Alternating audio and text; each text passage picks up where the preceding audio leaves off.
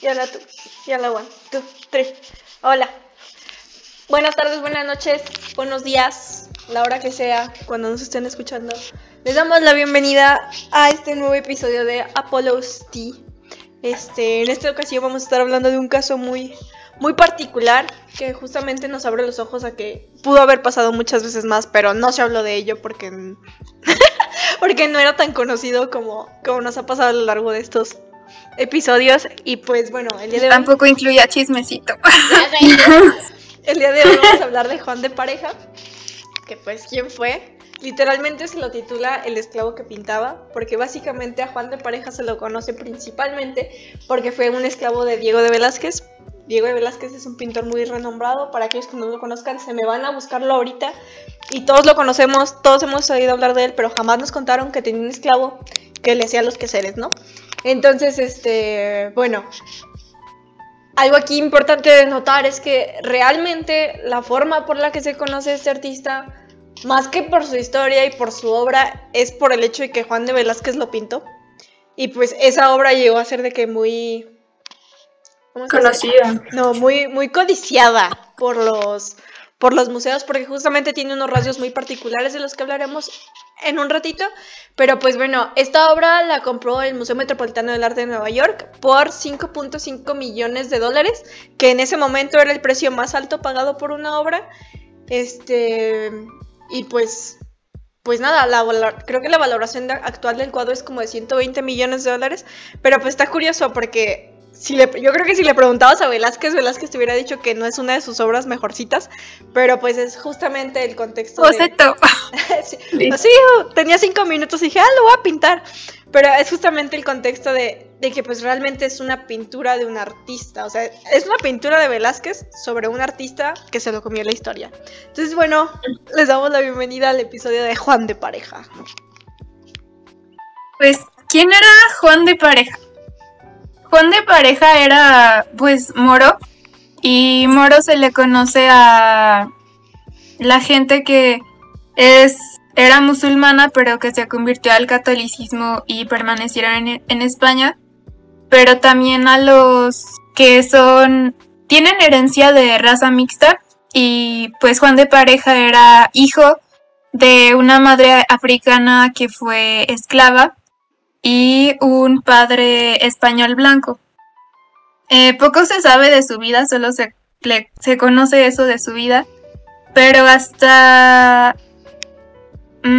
como en el año 1630 se ingresó en la casa y taller de Diego de Velázquez como su asistente o esclavo. Pero cabe recalcar que en Madrid, antes de empezar a trabajar trabajar para Diego de Velázquez. Aclaración. Fue... aprobó el examen para convertirse en pintor en Sevilla, pero como en ese tiempo no se podía ejercer la vida artística y trabajar, pues entonces decidió trabajar como asistente para Diego de Velázquez. Y él era el responsable de mezclar los colores, lavar los pinceles y preparar las paletas para este artista. Lo que no quería hacer Diego de Velázquez lo hacía él. Entonces fue ahí donde pues aprendió sobre el arte y la pintura, y pues se nota, ¿no? Porque en las obras que se conocen de Juan de Pareja se ve como el parecido de el estilo de Diego de Velázquez como barroco, que podría llegar a... hay un poco de copia en sus obras, pues básicamente pues por la influencia que recibía de Velázquez, de su maestro. Y justamente en esto de que hay parecido, llegó a pasar durante mucho tiempo que sus obras se las atribuyeron a Velázquez, o sea, justamente porque él no tenía el contexto histórico para ser artista ni los permisos, y B, pues realmente se inspiró mucho en la obra del que veía a diario, ¿no? para pues hacer de lo que suyo. conocía. Sí, porque realmente él no estaba instruido en el arte, o sea, cuando llega a Sevilla sí manifiesta sus deseos de querer ser artista, pero como ya comentó Alo, en ese entonces los artistas independientes realmente no podían ejercer como artistas, solo se consideraban artistas aquellos que pertenecían a la corte o que estaban bajo un... Ay, ¿cómo se llama cuando te pagaban por pintar por un... ¿Mecenas? Ajá, aquellos que o eran de la corte directamente o tenían un mecenas. A todos los demás pues no se les permitía ejercer la profesión. Entonces imagínense, llega este pobre hombre traído de quién sabe dónde, que para empezar, dentro de la palabra moro también significa o sea, dentro de la terminología española también significa de color de piel como extraño, o sea, porque pues sí, realmente es una mezcla de dos, pues sí, de dos complexiones diferentes, ¿no? Entonces, pues sí, aquí sí está como muy marcado eso de que ahora sí que este hombre las tenía todas las de perder, pero por obra y gracia del Señor Jesucristo se metió con Velázquez y, o sea, y pues sí, a pesar de que hacía los trabajos de la chichincle, pues sí le llegó a aprender, ¿no? Sí, y de hecho ya después, o sea, pasó varios tiempecito y ya como en el año 1658 fue cuando se descubrió su cuadro, o sea, se dio a conocer sus obras, por decirlo así. El primero fue La huida de Egipto, eso no fue muy conocido, pero pues sí cabe mencionar que fue uno de los cuantos, ¿no? En total son 10, y de hecho está en un museo, ¿no? Se llama... ¿Cómo se llama el museo? El Museo del Prado. Y el que más auge tuvo fue en 1661, salió a la luz. El cuadro se llama La vocación de San Mateo y de hecho fue firmado por él. Y también cabe destacar que el autorretrato, bueno, el retrato que hizo Velázquez sobre él, lo cambia toda la composición que había hecho Velázquez. O sea, Juan de Prada se pintó o se representó con rasgos más afilados, con la piel más clarita. O sea, hizo todo como... Se incluyó en la pintura de El viaje Ándale. de Mar. Ya que Se puso filtro. de estas pinturas es que realmente se dice que Juan de Velázquez no le permitía pintar como tal, o sea, era como de eres mi ayudante y tal, y ya. Entonces, él realmente esta profesión, o bueno, más bien este hobby podría llegar a parecer, pues lo realizaba en secreto, ¿no? Y no fue sino hasta un día que llegó Felipe IV, que era el que tenía a Velázquez en su corte, se le ocurrió llegar, dijo, ay, andaba por aquí cerquita y dije, voy a llegar con Velázquez, y se metió al taller, y dentro del taller siempre le daba por estar husmeando, y empezó a voltear de que varias pinturas, o sea, que tenían como que pegadas hacia la pared, y les empezó a voltear porque dijo de que, quiero adornar mi casa, ¿no?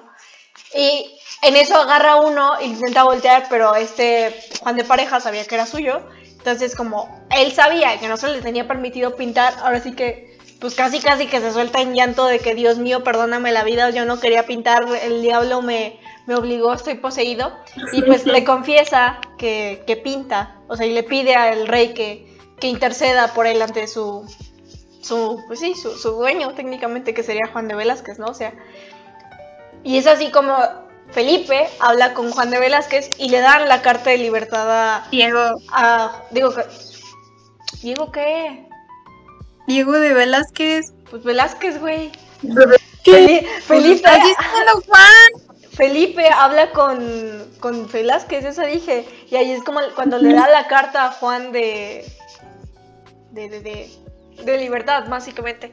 Y se supone que hasta eso como que Juan de Pareja sí le agarró como que cariño a su anterior amo. Y a pesar de que cuando le da la carta de libertad le pide que se quede con él durante 8 años más.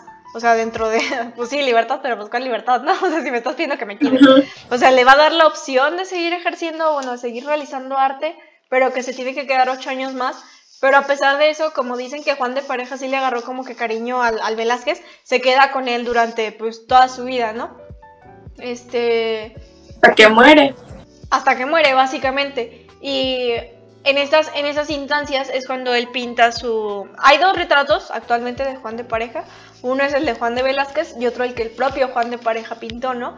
Y hay algo muy importante como de recalcar, es que en el retrato que hizo el autorretrato que hizo Juan de Pareja, inclusive hasta se aclaró un poco más la piel, ¿no? Entonces yo creo que esto nos habla como de conceptos sociales, pues sí, muy diferentes. O sea, la visión del mundo que tenía Juan de Pareja. O sea, para Juan, como que todo el mundo del arte era como algo muy, muy secretismo. O sea, muy... Pues sí, como Hannah Montana, güey. O sea, él se sentía como que no podía formar parte del otro mundo. Y pues realmente cuando se le empieza... Pues sí, a pesar de que Diego de Velázquez era su captor, técnicamente, es el mismo que le propone como el de, bueno, o sea, te doy chance de... O sea, sí te sale, güey. Sí tienes. Sí tienes talento, te apoyo. Entonces, está curioso como que cambio en la moneda, ¿no? Que realmente nunca sabremos si fue verdaderamente por la propia mano de Diego de Velázquez o si en realidad fue como más parte de la influencia de Felipe, ¿no? Que pues era el jefe de Velázquez. O no sé ustedes, ¿qué opinen? Si haya sido buena voluntad de Velázquez. Porque bueno, Velázquez tampoco conocía su obra, ¿no? No fue sino hasta este como incidente que sale a la luz que realmente es artista también su siervo. Entonces no sé ustedes qué opinen. ¿Fue Velázquez o fue Felipe? Yo creo que fue Felipe, porque si tenía que Juan de Pareja pintar en secreto para que Diego de Velázquez... Bueno, es que también hay que tener en cuenta si en realidad Diego de Velázquez no le permitía pintar porque, pues, de que le dijera, tú eres mi asistente y nada más y no puedes hacer nada más, o si Juan de Pareja nunca le preguntó de que, oye, quiero aprender de ti, quiero ser artista también como tú, quiero llegar a ser como tú, porque si es como la primera de que se lo prohibió así como de que no lo puedes hacer, pues entonces sí fue por Felipe de que tuviera como este reconocimiento y esta como luz al final del túnel de que puedo llegar a ser un artista. Pero es que aquí también, o sea, ojo, se recalca mucho que la obra de Juan se parece mucho a la de Velázquez. Yo creo que también pudo haber habido un tema como de... O sea, hay muchos artistas que les molesta que les copien el estilo, ¿no? Sí. O la forma en la que colorean, la forma en la que, no sé. Entonces, yo sí he visto muchos casos en Instagram y en Twitter, o sea, de gente que se enoja de que es que me estás copiando, pero pues realmente se vuelve un tema de, güey, es que el estilo no es tuyo a la verga, o sea, que cálmate un chingo. Porque al final de cuentas el estilo, por ejemplo, Diego de Velázquez, su estilo no creo que haya sido revelación divina de, ay, esto es mi estilo, sí, wow. No. Él también tuvo sus referentes y de quien aprendió. Alondra arrastrando a los grandes pintores del Renacimiento. Sin creatividad. No, pero bueno. Aquí está padre eso de intentar pensar, pues sí fue un tema como mental del propio Juan de Pareja, o sea, que sabía que no debía hacerlo, si fue más un tema de que Velázquez como tal no se lo permitía, o de que, o sí, o a lo mejor inclusive hasta celos de Velázquez, ¿no? O sea, de que, güey, pues ya pintas igualito que yo, sácate, ¿no? O si realmente fue la buena nueva del rey, o si Velázquez cambió de parecer, o sea, una vez que vio las obras. No sé, está interesante que cuando se analizan casos como este, o sea, en el que todo es como muy ambiguo, o sea, porque realmente todo en lo que nos basamos para venir a hablar aquí, pues realmente son hechos históricos, ¿no? O sea, se tiene la carta de esclavos, se tiene la carta de cuando pidió permiso para estudiar arte, se tiene la carta de cuando lo liberaron, pero realmente, ¿qué pasó? ¿Qué se dijeron? ¿Cómo fue? ¿Si se llevaban? ¿Si no? ¿Si Diego de Velázquez era el peor jefe del mundo o era el mejor? No sabemos, pero justamente esto es lo que conlleva como a ahondar este vacío histórico en el que realmente hay muchas cosas que tenemos que intentar como rellenar nosotros, ¿no? Entonces este caso me parece como muy interesante en ese aspecto, y luego también tomando en cuenta el hecho de que la pintura de Velázquez es súper diferente al otro retrato que se hizo del mismo, ¿no? Sí, es algo interesante. A mí, fíjate, lo que me llamó la atención cuando estuve también investigando un poco sobre él, es que lo que decía era que un fiel seguidor de Velázquez, o sea, en sí no le estaba copiando, sino que era lo único que él veía por ser su esclavo. Era su único referente. Ajá, entonces no era como una copia, sino que, güey, estoy aprendiendo, o sea, literalmente, yo creo que eso admiro mucho de él, que él, al ver cómo él pintaba, cómo agarraba el pincel y todo eso, él fue aprendiendo a base de ver al principio, o sea, él nada más era de mirar y ya está. Y a lo mejor poco a poco Velázquez dijo, bueno, pues sí se te ve como que tienes interés, ¿no? Pues a lo mejor ten, a ver, píntale, ¿no? Puede ser muchas, ¿cómo se podrían decir? Vacío, opciones. Ajá, ándale. Pero, pues lo padre es que él se soltó y que él también empezó pues a hacer sus obras. Y eso de que me copió mi estilo, la verdad no creo, o sea, esas fueran babosadas. De hecho todavía, como dice Alondra, todavía lo vemos en Instagram, de que, ay, es que me copian mi estilo, pero pues es que tienes muchas referencias, güey. No es tu estilo. O sea, no es tu estilo. Es como una persona, eres la combinación de toda la gente que conoces, el estilo de cada quien es la combinación de todo lo que han visto, de lo que les inspira o de lo que admiran.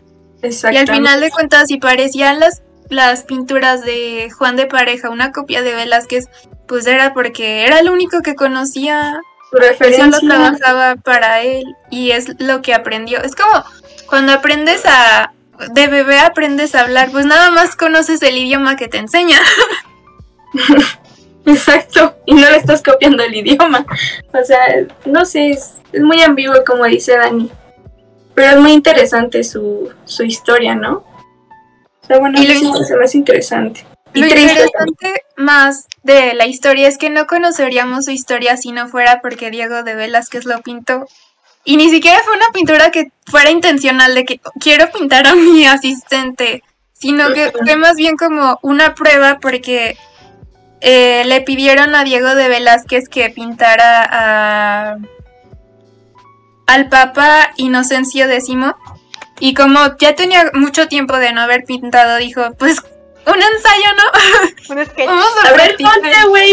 El sketch, el boceto, y pues lo pintó a él, y pues se dicen que en la mirada, bueno, lo pintó de la tez más morenita, morena, en comparación a cómo se pintó Juan de Pareja. Uh-huh. Y también que la mirada que tiene en el cuadro un crítico de arte, un pintor, Antonio Palomino, dice que pues la mirada enseña un modelo con cólera en el rostro. Y pues se nota como que no es como una pintura cualquiera o como cualquier otra pintura, sino que se ven como la emoción, pero también las pinceladas, que son pinceladas sueltas. Sí, o sea, no pensando mucho en la técnica de que la sombra aquí y este pincel aquí y todo eso, sino se dejó llevar. Y es justamente como, pues hasta se podría decir como descuido o soltura de Velázquez, lo que hace que pues se sienta real, ¿no? O sea, como que lo agarró en el momento de, güey, quieto. Sí, como que lo empezó a pintar. Y pues justamente, por eso les digo que está curioso, o sea, porque muchos críticos de arte dicen que en la pintura de Velázquez se denota hasta como que cierta ira, o sea, de que Juan de Pareja reconoce que es esclavo, se demuestra en la forma en la que mira al espectador, que en ese caso pues era quien lo estaba pintando, ¿no? O sea, que es Velázquez. Uh-huh.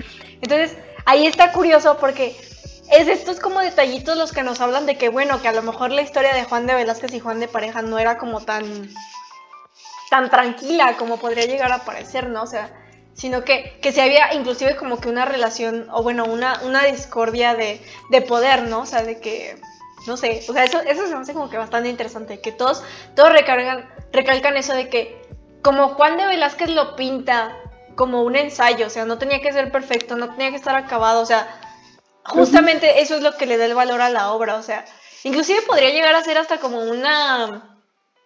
pues sí, o sea, como un contexto de cómo él veía a su esclavo, o sea, de que no tienes por qué estar completo, no tienes por qué estar, o sea, como cultivado en las artes porque justamente eres un esclavo ya. Entonces, a mí se me hace muy interesante el hecho de que si nos podemos leer en como que entre las líneas, pues sí podrías leer como que más verdad de como que la relación que realmente tenían estos dos, o no sé ustedes qué piensen, porque sí, ese detalle de los ojos, que mucha gente dice que eso es lo que justamente hace que se sienta como muy real el cuadro de Velázquez, no sé, me llamó mucho la atención.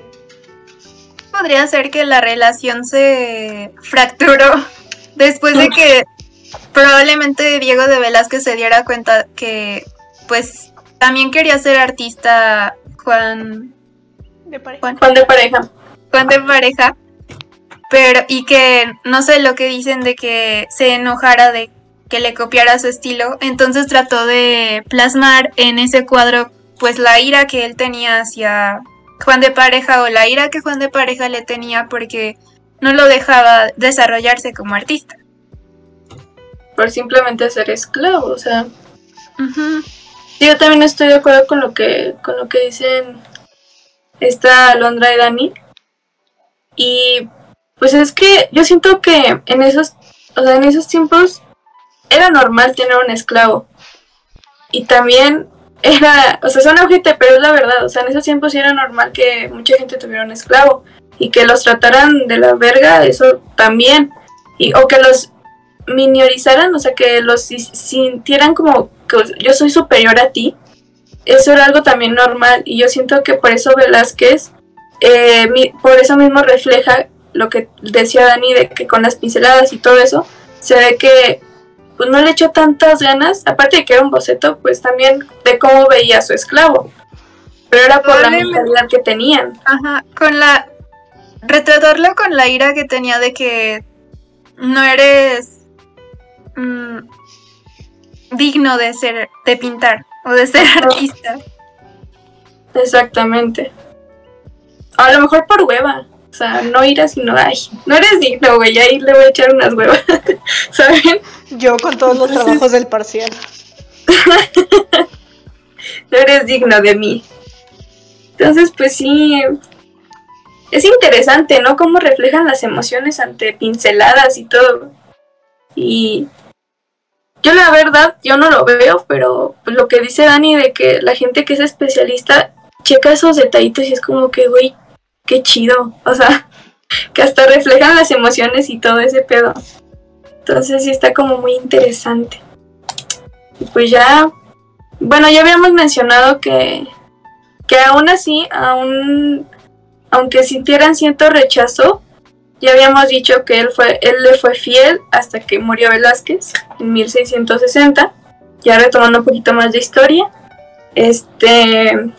Ya después se fue con Mazo, ¿verdad? Si no me equivoco. Entonces, ya después de eso se hicieron ya conocidas sus obras, que ya lo habíamos mencionado, fueron 10. Y ya, pues al final, murió Pareja. Y su muerte se registró en 1670. Y es lo único que se puede como saber sobre eso. Aparte de que pues fue un artista afrodescendiente. Entonces ahí está como... También tengo la incógnita de por qué se pintó con esas facciones. O sea, ya ven que se hizo su autorretrato de nuevo. Y se pintó más fino, con la piel más clarita cuando era...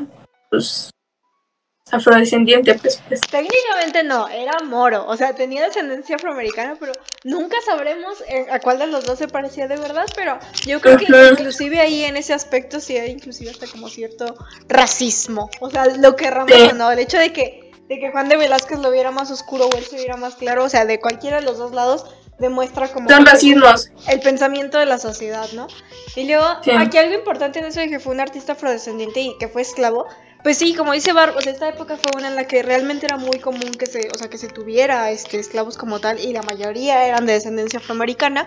Y justamente, si nos ponemos a analizar obras del periodo que demuestran o retratan a los sirvientes de la época, siempre se los pintaba de que en una esquina o como que al fondo o como que realmente, o sea, estaban ahí pero no estaban.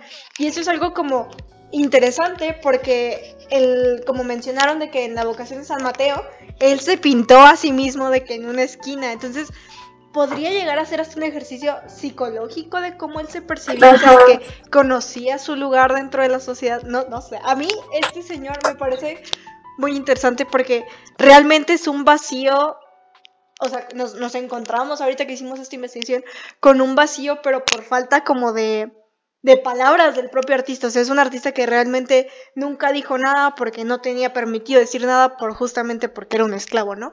Y podría llegar a parecer que inclusive después de que se le da la carta, pues él se queda como con esta mentalidad de, bueno, o sea, pero yo no conozco tu estilo de vida, o sea, y por eso se queda con Velázquez, ¿no? Y muere Velázquez y se va con Juan del Mazo, porque justamente pues es todo lo que sabe hacer, ¿no?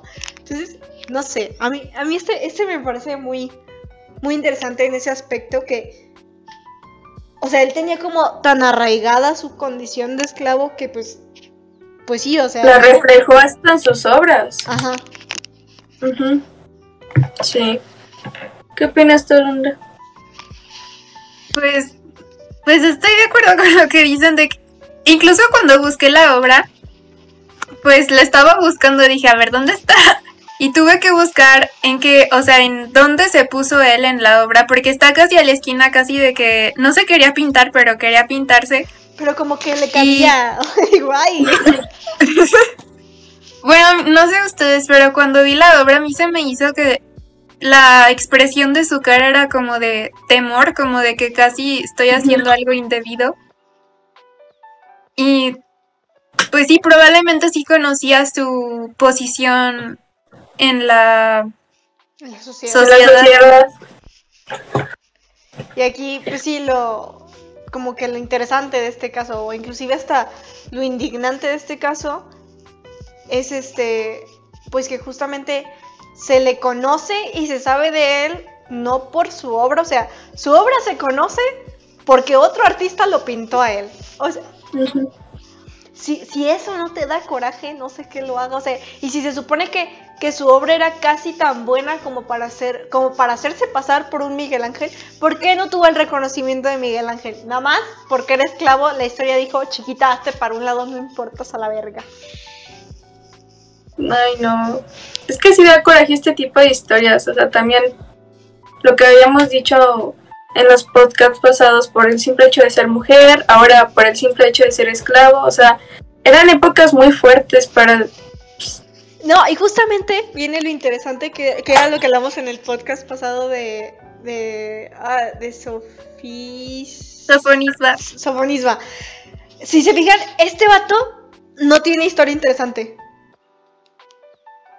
O sea, nada. Tenía el talento, pero no tenía la historia, no tenía el contexto como interesante para que la sociedad se fijara en él. Entonces, nada más por eso se lo comió la historia. Entonces, está padre que a lo largo de 6 episodios nos hemos dado cuenta que pues realmente es un patrón social lo que está conllevando a estos agujeros terribles en la historia del arte, en la que la gente se pierde, o sea, y no por falta de talento, sino por cosas que pasan. Injusticias también se podría llamar. Yo creo que básicamente sobre, pues por la sociedad, bueno, por ejemplo ahorita, una persona no se puede perder por falta de talento o por, pues sí, por tener talento, ¿no? Porque en esta época de las redes sociales y todo eso, tenemos más exposición. Por ejemplo, en ese tiempo, pues en el mundo del arte conocían a los artistas porque formaban parte de esta sociedad como secreta de artistas y de los que pintaban y de los que tenían mecenas y todo esto. Pero ahorita, pues casi cualquiera puede darse a conocer por lo que hace y todo eso, porque estamos de alguna manera más conectados. Pero en ese tiempo no existía como todo esto de que, por ejemplo, Juan de Pareja que dijera, pues quiero dejar de ser esclavo y que la gente me conozca, porque quiero que la gente me conozca, porque tengo talento y todo eso. Y atreverse a hacerlo, pues en esa época no se podía. Y ahorita siento que de alguna manera si una persona tiene talento o no, puede conocerse por esta exposición que tenemos y porque de alguna manera el mundo del arte ya no es como esta sociedad secreta. De alguna manera sigue siendo. Sí. Pero cualquiera puede llamarse a él mismo artista. Es que, eso es lo que me choca, la palabra artista. Yo siento que hoy en día no muchos los puedo se pueden considerar artistas. o sea, por falta de talento, o sea, yo siento que ahí sí tiene que ver mucho el talento. O sea, un claro ejemplo, por ejemplo, la plataforma de TikTok, cualquier güey se puede hacer. No, viral. pero ahí estás hablando de un tema de tu percepción, o sea, lo que para ti no es arte, para alguien más puede ser arte, ¿no? Entonces, es justamente este contexto del que habla Londra, o sea, de que puede que no tengas el talento, o si lo que está pasando ahorita es que si tienes el talento o no tienes el talento, tienes las mismas posibilidades de darte a conocer. Entonces, sí, eso es como... Se me fue la palabra. Pero ese es como el gran dilema del siglo XXI. O sea, antes era de como, tenías el talento, tenías los recursos, tenías la historia, date, sé artista. Ahora es como de, puedes no tener nada, pero tener ganas, date. Entonces, ay, no, sí. Está muy padre, está como, bueno, está muy, muy chocante como está. Muy chocante, a mí me choca mucho. O sea, por ejemplo, ay, no, es que me da mucho coraje que, o sea, yo sé que es desde mi perspectiva, pero neta hay mucha gente que tiene mucho talento y no es tan reconocida. Pero gente que no tiene nada de talento es más reconocida. Y me da mucho coraje. En este aspecto de que ser reconocido y todo eso o no depende tanto del talento, sino de la suerte. De la Porque puede historia. ¿Eh? De la historia y del contexto. O sea, hay gente que ay, por ejemplo, a mí hay una youtuber que me zurra, o sea, no entiendo por qué la gente la consume, que es Emma Chamberlain.